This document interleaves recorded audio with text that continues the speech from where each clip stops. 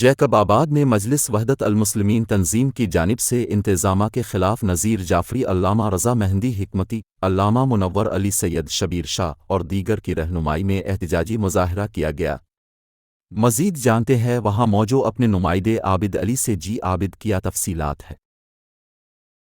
हाँ जी बिल्कुल, जैकाबाद सिटी में मजलिस वहदत मुस्लिमीन की जानिब से ज़िले इंतज़ामिया के ख़िलाफ़ एहतजाजी रैली निकाल कर कौमी शाहराह पर धरना दिया गया है, जिसके बेस चारों रास्ते हैं वो ब्लॉक हो गए हैं। इसी सिलसिले में हमारे साथ यहाँ रहनुमा मौजूद हैं, उन्हों से बात करते हैं उन्होंने क्या मुतालबात है और क्यों उन्होंने रोड ब्लॉक कर दिया है। जी बिस्मिल्लाहिर्रहमानिर्रहीम व बिही नस्तईन व खैरुल मुईन अल्लाहुम्मा सल्लि अला मुहम्मद व आलि मुहम्मद।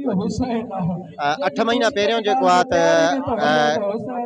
बज़्म हुसैन इमाम बारगाह आहे, उन ते ही हमेशह ज़री रखी वेंदी हुई। कई सालनि खां वठी करे उते अलम क़ाइमु थींदो आहे। 8 महीना पहिरियों शरपसंद अची करे राति जे अंधेरे में हिन ज़रीपा खे ॿाहिरि कढी करे हिन जी तौहीन कई ऐं रोड ते रखी छॾियो ऐं अलम जी बि बेहुरमती कयूं।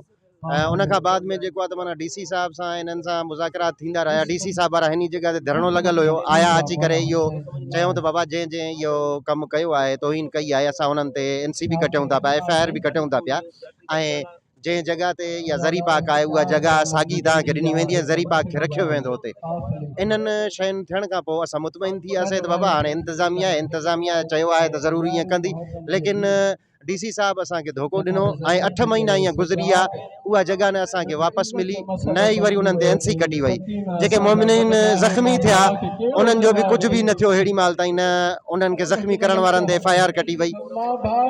मजबूरन असां वेंदा रहियासीं, DC साहब वटि वेंदा रहियासीं, SP साहब वटि वेंदा रहियासीं, इंतज़ामिया वटि वेंदा रहियासीं त जेको तव्हां असांखे लिखी ॾिनो आहे ऐं जेको तव्हां असांखे चयो हुयो त बाबा जॻह बि मिलंदी, उन्हनि ते NC बि कटबी, तव्हां अञा ताईं कोई बि इक़दाम न कयो। हाणे छो जो मथां मुहर्रमुल हराम आहे ऐं मुहर्रमुल हराम में हिकिड़ो ख़दशो इहो बि पैदा थी सघे थो पियो त ही हिकिड़ो नंढड़ो झेड़ो वॾी सूरत न इख़्तियार करे वञे। इन जे लाइ हिन धरणे खे हाणी करे असां उन्हनि खे मुतवजह कराइण था चाहियूं त तव्हां जेको फ़ैसिलो कयो आहे उहा जॻह बि असांखे वापसि कई वञे ऐं उन्हनि ते जेको आहे FIR बि कटी वञे, ताकी जेको आहे मुहर्रमुल हराम में माण्हुनि खे जेको आहे त माना उहे शरपसंदी खां बचायो वञे।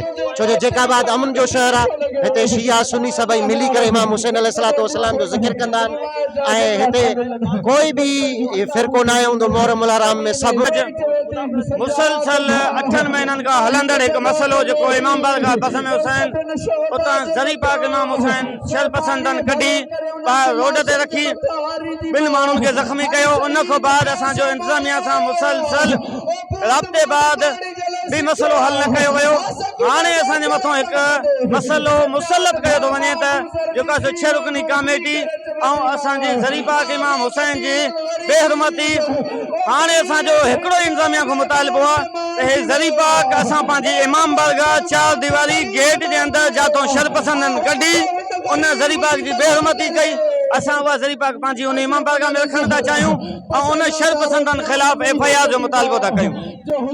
सर, ही एहतजाज गुज़िश्ता 8 महीननि खां हिकिड़ो मसइलो पियो हले थो।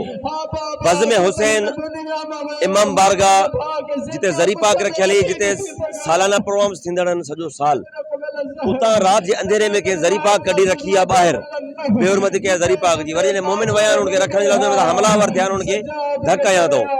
इंतज़ामिया खे इहो मुतालिबो कयो अथव, मुतालिबो रहियो आहे गुज़िश्ता 8 महीननि खां कि भई ज़री पाक साॻी जाइ ते रखायो, जन इहो जुर्म कयो आहे, उन्हनि जे मथां FIR करे उन्हनि खे गिरफ़्तार कयो।